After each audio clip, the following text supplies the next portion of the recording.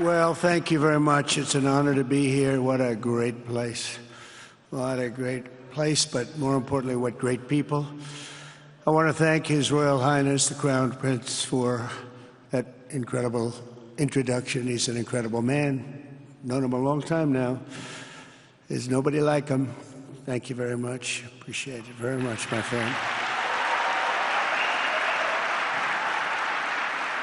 And it's a tremendous honor to return to this beautiful kingdom and be welcomed back with such extraordinary generosity and warmth. I've never forgotten the exceptional hospitality showed to us by King Solomon, who's just, we talk about a great man. That is a great man. That is a great man, a great family. And that visit took place exactly 8 years ago. The graciousness of the royal family and the Saudi people is really unsurpassed, no matter where you go. Let me also thank the countless ministers, government officials, business leaders, and distinguished guests for that warm welcome. Very warm, and I know so many of you. I'd like to call out all of your names, but we have a lot of problems. We'd be here for a long time. We don't want that, so don't be upset. With this historic state visit, we celebrate more than 80 years of close partnership between the United States and the Kingdom of Saudi Arabia. Ever since President Franklin Roosevelt met with King Solomon's father, King Abdul Aziz, aboard the USS Quincy in 1945, the U.S. Saudi relationship has been a bedrock of security and prosperity. Today we reaffirm this important bond, and we take the next steps to make our relationship closer, stronger, and more powerful than ever before. It is more powerful than ever before.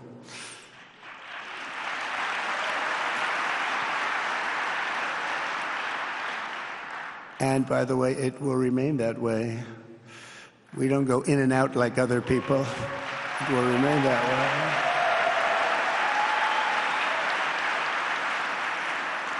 I've come this afternoon to talk about the bright future of the Middle East, but first let me begin by sharing the abundance of good news from a place called America. In less than 4 months, our new administration has achieved more than most other administrations accomplish in 4 years or even 8 years. We've actually done, for the most part, more. The day I took office, we inherited, thank you. Thank you.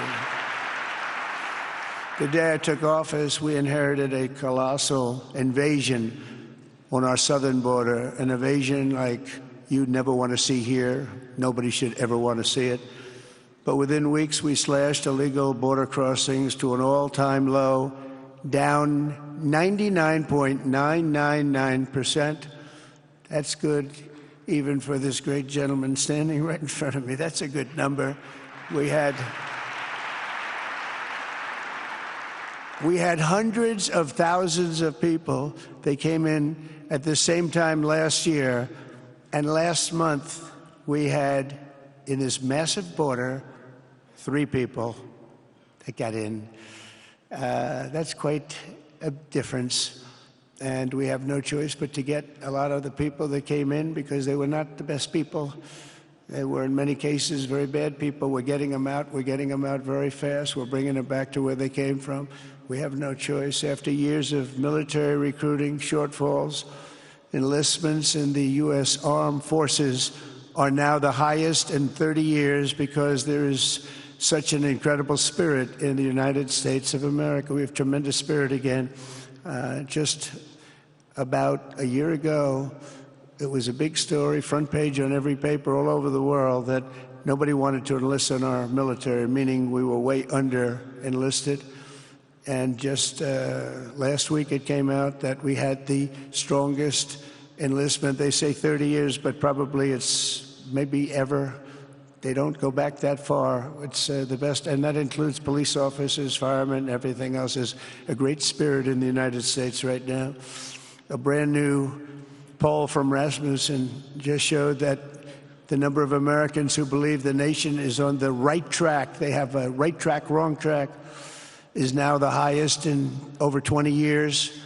And it hasn't been anything like this because for many years it was the wrong track. And I can tell you for the last 4 years it was definitely the wrong track, but it's the highest it's been in many, many years. We renamed the Gulf of Mexico into the Gulf of America. That was very popular, other than perhaps with Mexico. And most importantly, for the people in this room, the days of economic misery under the last administration are rapidly giving way to the greatest economy in the history of the world. We are rocking. The United States is the hottest country, with the exception of your country, I have to say, right? I'm not going to take that on. No, Mohammed, I'm not going to take that on. Wouldn't that be a terrible thing if I made that full statement? But I will not do it. You're hotter. At least as long as I'm up here, you're hotter. But groceries, gasoline, energy, and all other prices are down with no inflation. We have no inflation, and in a few short weeks, we've created 464,000 brand new jobs. Think of that. It's almost 500,000 jobs created just in a matter of weeks. We just reached a historic trade agreement with the United Kingdom, and over the weekend we reached a breakthrough agreement with China. Both outstanding deals. China's agreed. We have to get it down. We have to get the little details down. And Scott, you're going to work on that very hard, but China's agreed to open up to the United States for trade and everything else. But they have to do it, so we'll see what happens. But we had a very, very good meeting with both of those countries. We are cutting 10 old regulations for every new regulation. We're getting rid of all of the red tape that is so many, frankly, countries, as they get older, they develop a lot of red tape, and we're getting rid of it. We're getting rid of it at record levels. And I'm pleased to report that the United States Congress is on the verge of passing the largest tax cut and regulation cut in American history. We think we're in good shape to get that. And if we get that, that will be like a rocket ship for our country. In the first quarter of the year, the investment in America was up an astounding 22%. More than $10 trillion of new investments have been announced or are coming just since the election on November 5th. So think of that. In a very short period of time, we have over $10 trillion, and it could be much higher than that. Not everybody comes to the White House to have a news conference that they're going to be opening up in America, but they're all coming in at numbers that we've never seen before. If you take a look at other presidencies, they wouldn't do $1 trillion sometime in years. We did this in essentially 2 months because you have to say we got into office and they gave me about a month to clean up and fix up the Oval Office, and after that we started working. And the money is pouring in, the jobs are pouring in, the companies are pouring into our country like we've never seen before. There's never been anything like it.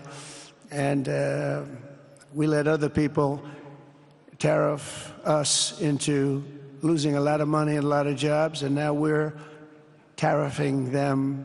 And it's at a level that nobody's seen. It's a level that is making us a very much different country and a very different Republican Party. We won a tremendous victory in November. We won all 7 swing states, the popular vote by millions and millions of votes. The Electoral College, we won by 312 to 226. Remember, they said, well, we could get to 270. No, we got to 312. That's a big difference. And very importantly, we won counties throughout the United States, 2,660 to 451. That's why when you look at a map, they're all red. The whole country is red. Red stands for Republican. From the moment on and from the moment we started, we've seen wealth that just poured and is pouring back into America. Apple is investing $500 billion. NVIDIA is investing, and I see my friend is here, Jensen. That's very good, wherever you may be. I thank you very much, because he's putting in $500 billion. TSMC is investing. Where is Jensen, by the way? Where is he? He's standing here. Where is he? I just saw. Thank you very much, Jensen. I mean, Tim Cook isn't here, but you are. What a job you've done. He said he's got 99% of the chip market. I don't know. That's a big. That's not easy to beat. But what a job you've done. Thank you. We are proud to have you in our country. You know that. Thank you for the investment. TSMC is investing $200 billion, and with this trip, we're adding over $1 trillion more in terms of investment into our country and buying our products. And, you know, nobody makes military equipment like us. We have the best military equipment, the best missiles, the best rockets, the best everything. Best submarines, by the way. Most lethal weapon in the world. In addition to purchases of $142 billion of American-made military equipment by our great Saudi partners, the largest ever. This week there are multi-billion-dollar commercial deals with Amazon, Oracle, AMD. They're all here. Uber, Qualcomm, Johnson & Johnson, and many, many more.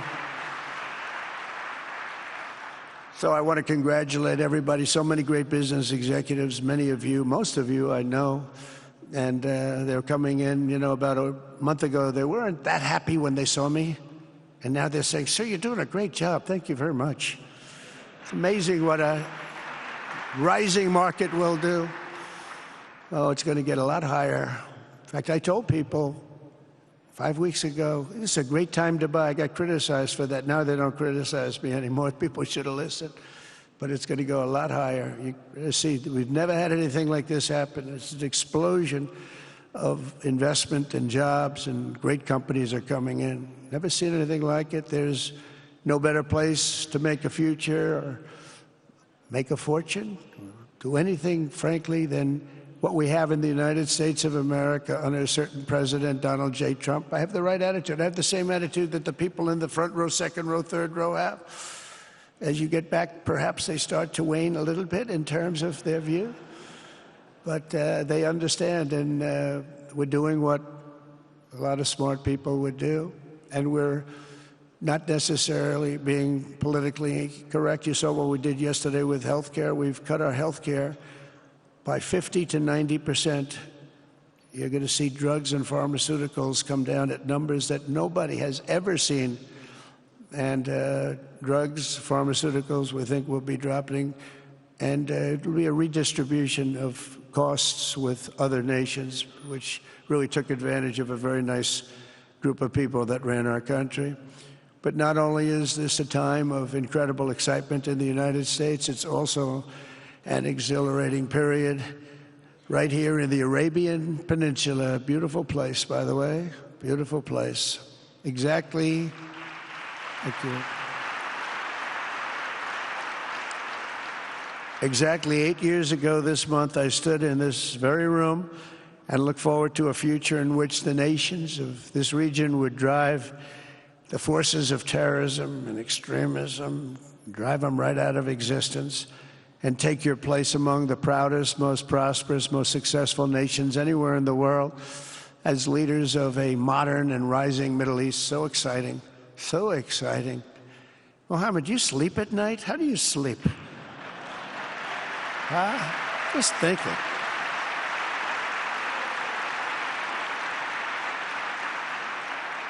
What a job. He tosses and turns like some of us. Tosses and turns all night. How do I make it even better all night? It's the ones that don't toss and turn. They're the ones that will never take you to the promised land, won't they? But you have done some job. True. But critics doubted that it was possible what you've done. But over the past 8 years, Saudi Arabia has proved the critics totally wrong. The transformation that has occurred even by these incredible business leaders. I mean, you had the biggest leaders in business anywhere in the world standing right before us. But the transformation that has occurred under the leadership of King Salman and Crown Prince Mohammed has been truly extraordinary. Such a thing has, I don't think, ever happened before. I've never seen anything at that scale happen before. And I guess, you know, maybe you could say the United States is doing pretty well too, you know, but I don't think too many people have seen that happen before. Majestic skyscrapers, the towers that I see, the difference between now and 8 years ago. And 8 years ago was very impressive, but the towers that I see rising, some of the exhibits that I was shown by Mohammed, what I've seen there is just an amazing, it's an amazing process, amazing genius of so many people, architecture, but I have a feeling I know where many of those ideas came from. Happens to be sitting right in this room right before me, but the towers and all of the different, I've seen a lot of different towers. I didn't think there's any version of a tower that I haven't seen in one form or another. I just passed 4 exhibits. I have never seen anything like any of them. So it's going to be very exciting. And they sit among the ancient wonders of a growing and exciting city. It's really amazing.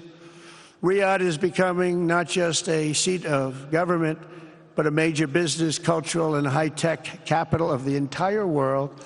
The World Cup is here. Johnny, just stand up, Johnny. Johnny, thank you, Johnny.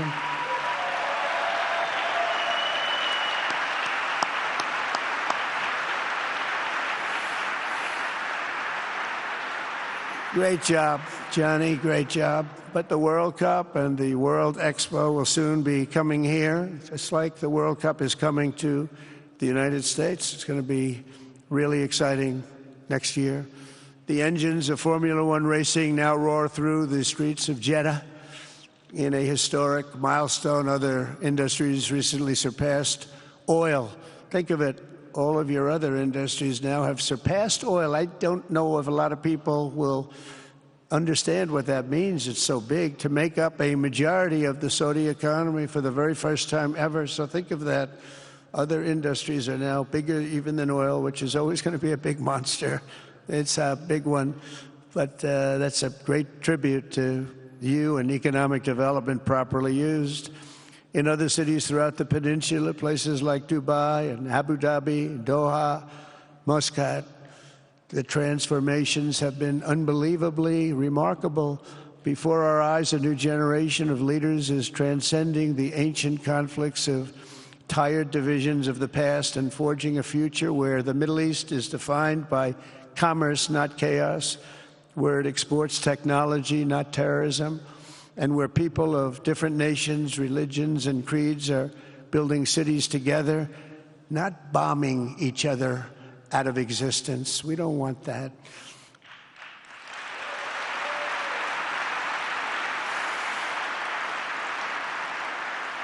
And it's crucial for the wider world to note this great transformation has not come from Western interventionists or flying people in beautiful planes giving you lectures on how to live and how to govern your own affairs. No, the gleaming marvels of Riyadh and Abu Dhabi were not created by the so-called nation builders, neocons, or liberal nonprofits like those who spent trillions and trillions of dollars failing to develop Kabul, Baghdad, so many other cities. Instead, the birth of a modern Middle East has been brought by the people of the region themselves, the people that are right here, the people that have lived here all their lives, developing your own sovereign countries, pursuing your own unique visions and charting your own destinies in your own way. It's really incredible what you've done. In the end, the so-called nation builders wrecked far more nations than they built, and the interventionists were intervening in complex societies that they did not even understand themselves. They told you how to do it, but they had no idea how to do it themselves.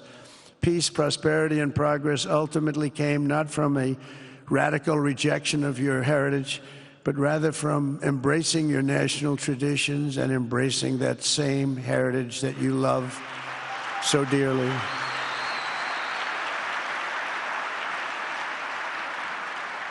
And it's something only you could do. You achieved a modern miracle, the Arabian way. That's a good way.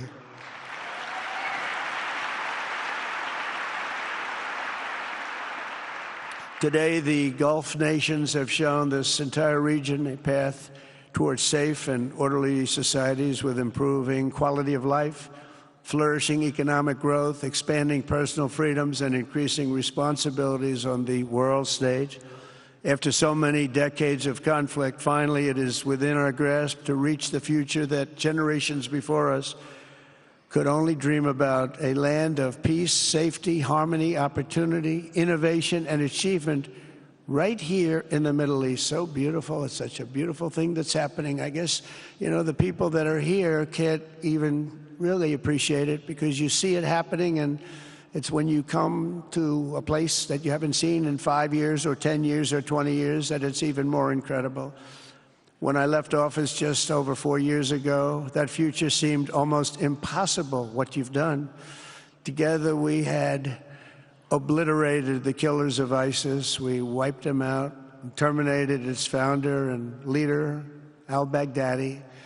We had healed the divide in the Gulf Cooperation Council, it's a very big deal, and united the nations of the region to stand against the enemies of all civilization. We'd imposed unprecedented sanctions on Iran and starved the regime of resources to fund terror. They were unable to fund anything because they had no money left. They had no money. But the new administration came in and let them have a lot of money, and you saw what happened. It was not money well spent. And with the historic Abraham Accords that we're so proud of, all the momentum was aimed at peace, and it aimed very successfully. It's been an amazing thing, the Abraham Accords, and it's my fervent hope, wish, and even my dream that Saudi Arabia, a place I have such respect for, especially over the last fairly short period of time, what you've been able to do, but we'll soon be joining the Abraham Accords. I think it'll be a tremendous tribute to your country, and it will be something that's really going to be very important for the future of the Middle East. I took a risk in doing them, and they've been an absolute bonanza for the countries that have joined. The Biden administration did nothing for 4 years. We would have had it filled out. But it will be a special day in the Middle East with the whole world watching when Saudi Arabia joins us, and you'll be greatly honoring me, and you'll be greatly honoring all of those people that have fought so hard for the Middle East, and I really think it's going to be something special, but you'll do it in your own time, and that's what I want, and that's what you want, and that's the way it's going to be. When I left office, the only thing still standing between this region and its unbelievable potential was a small group of rogue actors and violent thugs seeking constantly to drag the Middle East backward and into havoc, mayhem, and indeed into war. Unfortunately, instead of confronting these destructive forces, the last U.S. administration chose to enrich them and empower them and give them billions and billions of dollars. The Biden administration, the worst administration in the history of our country, by the way, spurned our most trusted and long-standing Gulf partners, and I can say partners worldwide, one of our great, great partners, no matter who we look to, and we have great partners in the world, but we have none stronger and nobody like the gentleman that's right before me. He's your greatest representative, greatest representative.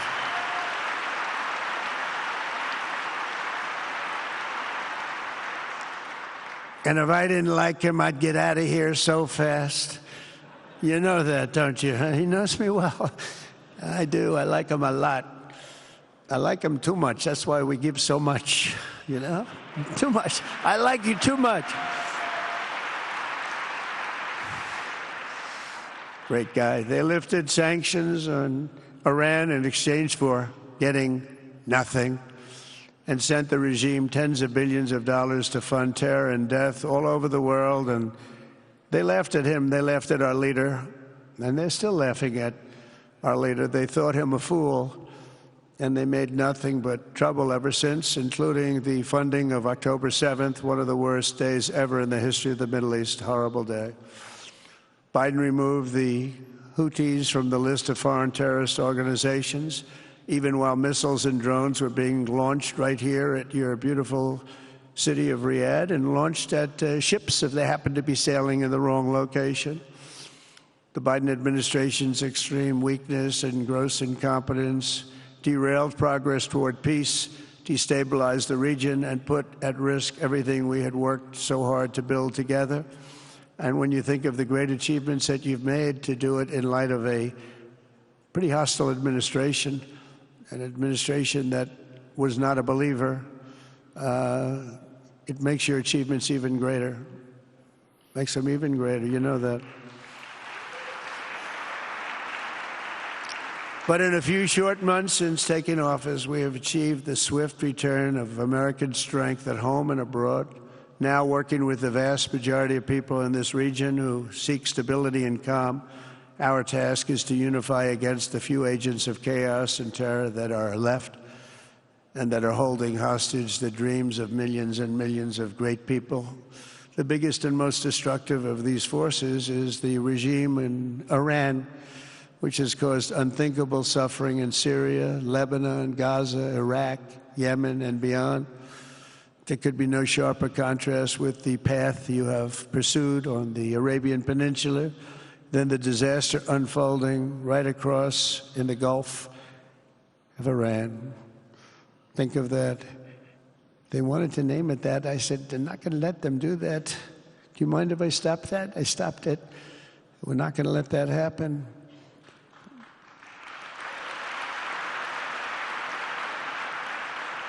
While you have been constructing the world's tallest skyscrapers in Jeddah and Dubai, Tehran's 1979 landmarks are collapsing into rubble and dust. They had it going for a little while under a much different system, but those buildings are largely falling apart, falling down, while you're building some of the world's biggest and most incredible infrastructure projects. Buildings, all sorts of things you're building that nobody's ever even seen before. Iran's decades of neglect and mismanagement have left the country plagued by rolling blackouts lasting for hours a day. All the time you hear about it. While your skill has turned dry deserts into fertile farmland, Iran's leaders have managed to turn green farmland into dry deserts as their corrupt water mafia, it's called it the water mafia, causes droughts and empty riverbeds. They get rich, but they don't let the people have any of it. And then, of course, there's the key difference at the root of it all. While the Arab states have focused on becoming pillars of regional stability and world commerce, Iran's leaders have focused on stealing their people's wealth to fund terror and bloodshed abroad. Most tragic of all, they have dragged down an entire region with them. Countless lives were lost in the Iranian effort to maintain a crumbling regime in Syria. Look at what happened with Syria. In Lebanon, their Hezbollah proxies have pillaged the hopes of a nation whose capital, Beirut, was once called the Paris of the Middle East. Can you imagine? All of this misery and so much more was entirely avoidable, absolutely avoidable. And Mohammed knew that. He knew that. Smart people knew that. If only the Iranian regime had focused on building their nation up instead of tearing the region down. Yet I'm here today not merely to condemn the past chaos of Iran's leaders, but to offer them a new path and a much better path toward a far better and more hopeful future.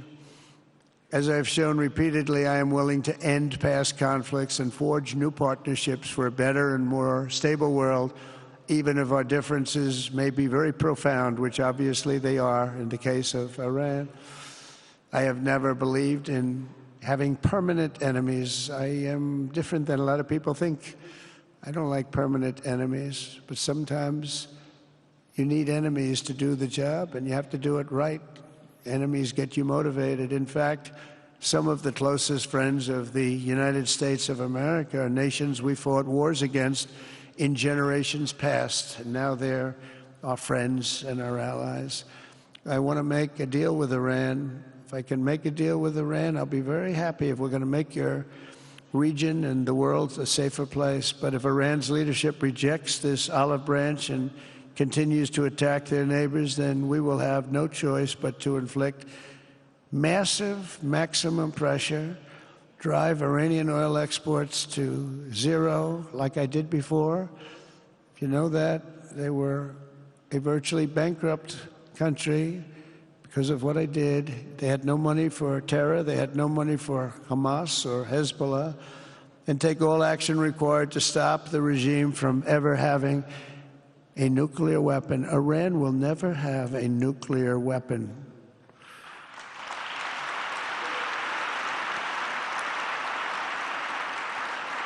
But with that said, Iran can have a much brighter future, but will never allow America and its allies to be threatened with terrorism or nuclear attack.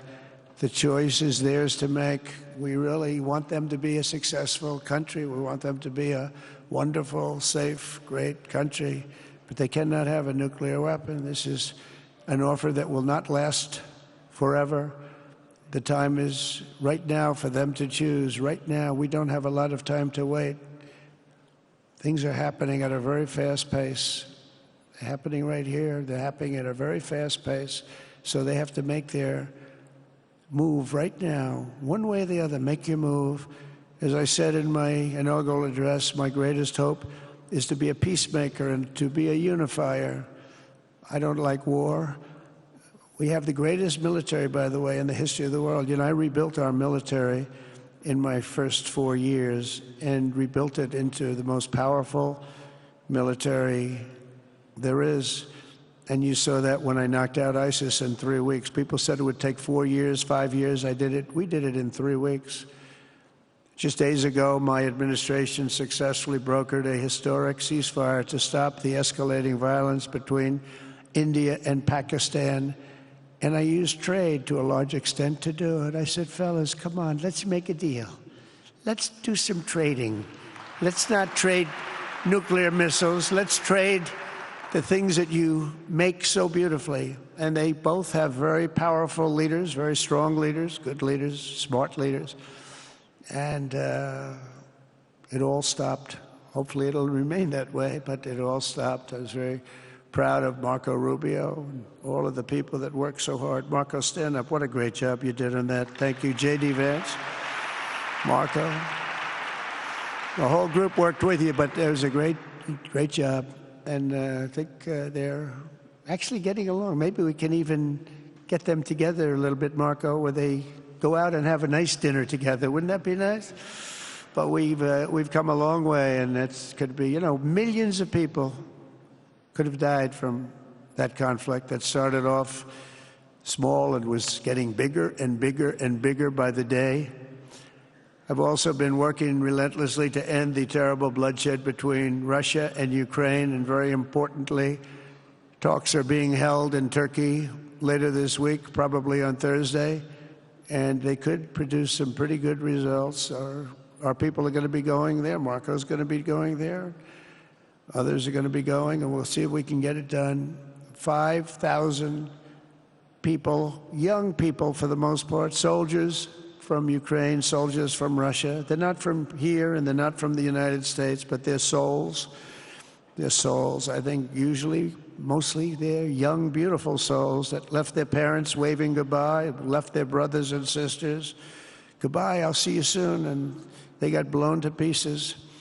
5,000 on average a week are dying, and people are dying elsewhere in the region, but tremendous numbers like we haven't seen since World War II are dying, and I want to stop it. I want to stop it. It's a horrible war. Would have never happened if I were president. That's a war that would have never happened. October 7th would have never happened if I were president, because Iran had no money to pay Hamas or anybody else. They had no money. They were not looking to take care of them. They had to take care of themselves. They had no money. We stopped their oil effectively with the embargoes and sanctions. But let me take this opportunity to thank the Kingdom of Saudi Arabia for the constructive role that you've played in facilitating the Ukraine talks. And it really is, you've been amazing. You've made everything available to us. Thank you very much. Thank you. And if we get that settled, we'll pay a special tribute to what you've done. You really did lay a great groundwork. Thank you very much. Appreciate it. The West should not be dragging itself backward into another endless war in Europe, yet another endless war. We should stop the killing and work together to address the biggest long-term threats as one unbeatable team. Think of us as an unbeatable team. I mean, when you look at what you've done here, that's much more difficult than stopping stupidity. Think of it. It's stupidity. What you've done is much more difficult, and you did it better than anybody else has ever done it. As President of the United States, my preference will always be for peace and partnership whenever those outcomes can be achieved. Always. It's always going to be that way. Only a fool would think otherwise.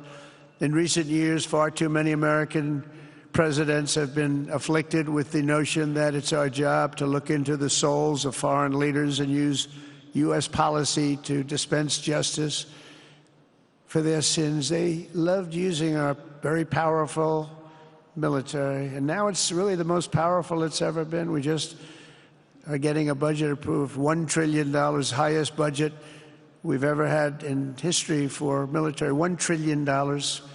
And we're getting the greatest missiles, the greatest weapons. And, you know, I hate to do it, but you have to do it because we believe in peace through strength. You have to have the strength, otherwise bad things could happen. But hopefully we'll never have to use any of those weapons.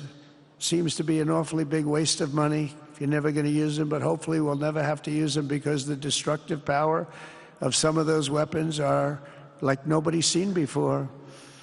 I believe it is God's job to sit in judgment, my job to defend America, and to promote the fundamental interest of stability, prosperity, and peace. That's what I really want to do.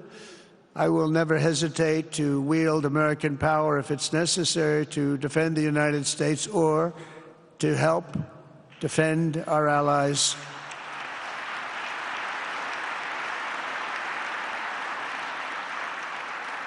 And there will be no mercy for any foe who tries to do us or them harm. We will have no mercy. They understand that. That's why I've been pretty lucky. A lot of people think, you know, he's looking to fight. He's looking to fight, and things get settled. It's an amazing thing when they really think you mean it. But we do. We have the greatest military, the strongest military, stronger than any. Nobody's even close. We have the best weapons in the world, but we don't want to use them. If you threaten America or our partners, however, then you'll be faced with overwhelming strength and devastating force. We have things that you don't even know about, you don't hear about. And if you did, you'd say, wow. In recent weeks, following repeated attacks on American ships and freedom of navigation in the Red Sea, the United States military launched more than 1,100 strikes on the Houthis in Yemen. As a result, the Houthis agreed to stop. They said, we don't want this anymore. It's the first time you've heard that from them, too. They're tough. They're fighters. But just days ago, we were asked to cease targeting commercial. They were not going to be targeting commercial ships in any way, shape, or form, or anything American. And they were very happy that we stopped. But we had 52 days of thunder and lightning like they've never seen before.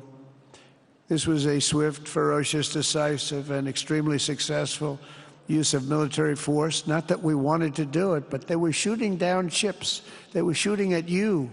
They were shooting at Saudi Arabia. We don't want them shooting at Saudi Arabia if that's okay. So we hit them hard. We got what we came for, and then we got out.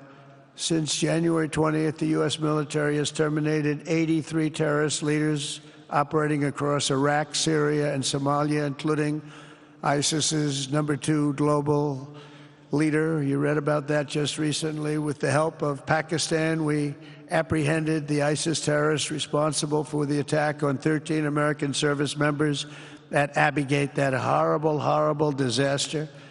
During this Afghanistan withdrawal, you know, that's another thing that we don't even think about so much anymore. 13 died, but 42 were horribly wounded. But hundreds of people died overall, because I count the people on the other side. Hundreds of people just grossly incompetent. It's probably why Putin decided to go into Ukraine, something he never would have done if I were president. But we wouldn't have had the problems of October 7th if I were president. We wouldn't have had Ukraine, Russia if I were president. We wouldn't have had Abbeygate because there wouldn't have been any reason we were getting out, but we were getting out with dignity and with strength and power. But the way they got out was not good. I think it was the most embarrassing moment in the history of our country. And we've been working tirelessly to bring back all hostages held by Hamas. We brought back a lot already, but we're bringing back more. This weekend, we successfully negotiated the release of the last American hostage, Edan Alexander. Just came out a few hours ago, and we continue to work to get that war ended as quickly as possible. It's a horrible thing that's taking place. All civilized people must condemn the October 7th atrocities against Israel, which would never have happened again if you had probably a different president, but definitely if you had me as president. The people of Gaza deserve a much better future, but that will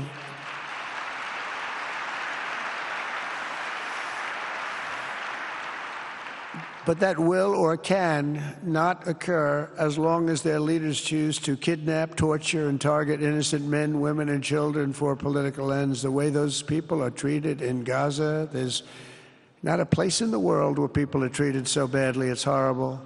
After years of suffering, two of the nations most ravaged by terror are finally beginning to end their long nightmares under the new generation of leaders. In Lebanon, where a friend of mine has just become the ambassador. He's going to be great. I said, you know, that could be a very dangerous job. He said, I was born there. I'm Lebanese. I love that country. I said, but it's very dangerous. You know, this is a friend of mine from New York. I said, but it's very dangerous. Are you sure you want to do it? I never thought of him as being a warrior, but he is a warrior. He loves his country. He said, if I'm injured or die, I'm dying for a country that I love. He grew up there. It's horrible what's happened in Lebanon, but you have a great ambassador, I can tell you that. In Lebanon, which has been endlessly victimized by Hezbollah and their sponsor, Iran, a new president and prime minister have brought the first real chance in decades for a more productive partnership with the United States, and we're going to work with their new ambassador and everybody else, Marco, and we're going to see if we can really help them out and let them get over that very high grid that they're going to have to get over. My administration stands ready to help Lebanon create a future of economic development and peace with its neighbors. They have tremendous people in Lebanon, doctors, lawyers, great professional people. I hear it so many times. Likewise, in Syria, which has seen so much misery and death, there is a new government that will hopefully succeed in stabilizing the country and keeping peace. That's what we want to see in Syria. They've had their share of travesty, war, killing, many years. That's why my administration has already taken the first steps toward restoring normal relations between the United States and Syria for the first time in more than a decade. And I'm very pleased to announce that Secretary Marco Rubio will be meeting with the new Syrian foreign minister in Turkey later this week. And very importantly, after discussing the situation in Syria with the Crown Prince, your Crown Prince,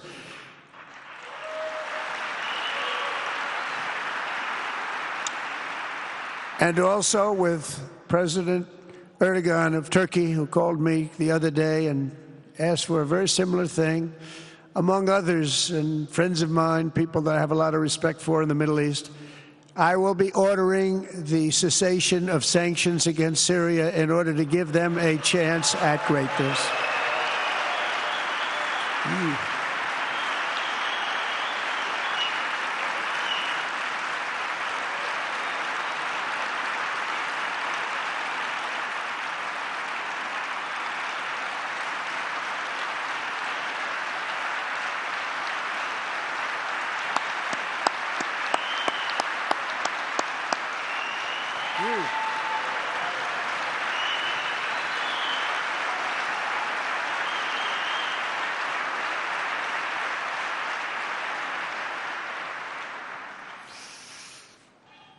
Oh, what I do for the Crown Prince. The sanctions were brutal and crippling and served as an important, really an important function, nevertheless, at the time. But now it's their time to shine. It's their time to shine. We're taking them all off, and they're going to have, I think they're going to have, based on the people and the spirit and everything else that I'm hearing about.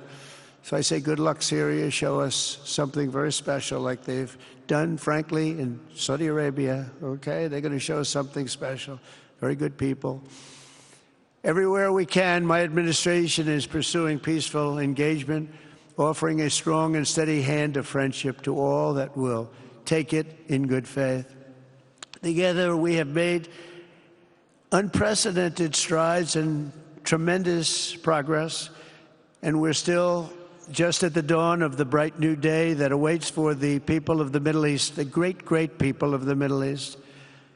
If the responsible nations of this region seize this moment, put aside your differences and focus on the interests that unite you, then all of humanity will soon be amazed at what they will see right here in this geographic center of the world. It really is. It's like a center of the world and the spiritual heart of its greatest faiths.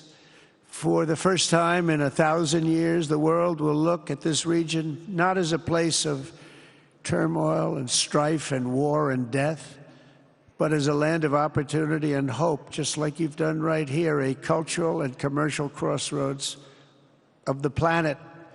Security and stability will lift millions into lives of safety and success, and the nations of this region will be free to realize your highest destinies, honor your proud histories, harness amazing new opportunities, and bring incredible glory to Almighty God.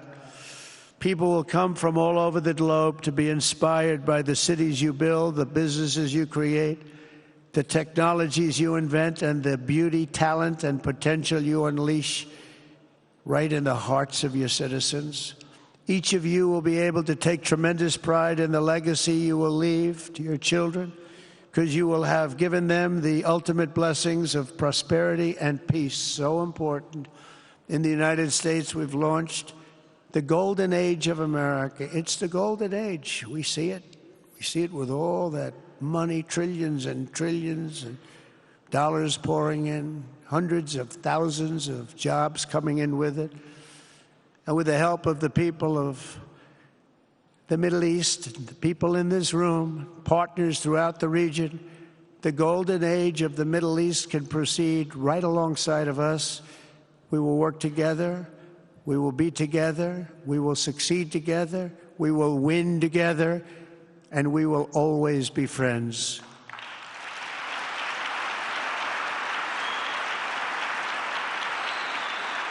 Thank you.